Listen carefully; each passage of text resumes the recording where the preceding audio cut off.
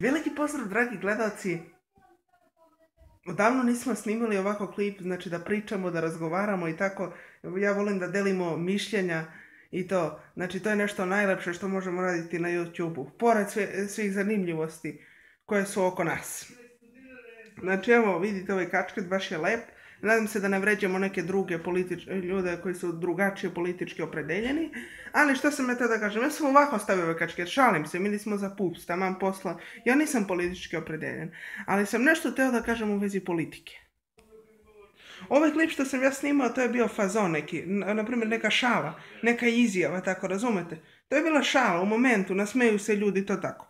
Ali generalno ljudi ne treba da kažu da li su politički opredeljeni i za kog su politički opredeljeni. Jer to može da napravi probleme.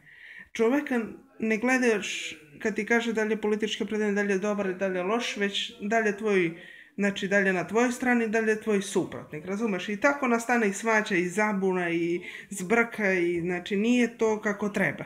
I zato o tome ne treba raspravljati i razglabati. Znači trebaš čoveka da ceniš da li je dobar ili loš, a ne po politici. Znači politika može čoveku da nanese razne probleme. I o tome ne treba govoriti na YouTube-u. Već treba, znači, razgovarati na nekim opuštenim temama, a ne da se čovjek optereti i da ništa ne uradi jednostavno. Ja mogu da budem i skroman i poštovan i sve i puno da kažem na jednostavan način. A ne sad da pričamo o politici kad ja imam 15 godina, ja se ne razumem prvo u politiku, ja ne mogu o tome da pričam, ali kažem neko svoje mišljenje ovako iz nekog mog ugla.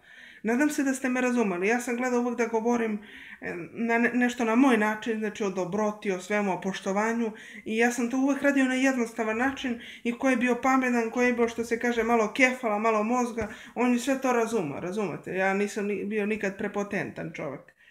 Tako, nadam se da vam se sviđa ova kapica. Hvala puno na gledanosti, dragi gledalci, vidimo se u sljedećem klipu. Biće uvijek redovno klipova, ali znate, sad je škola i tako, mora da se povedi o tome računa. Pozdrav, dragi gledalci.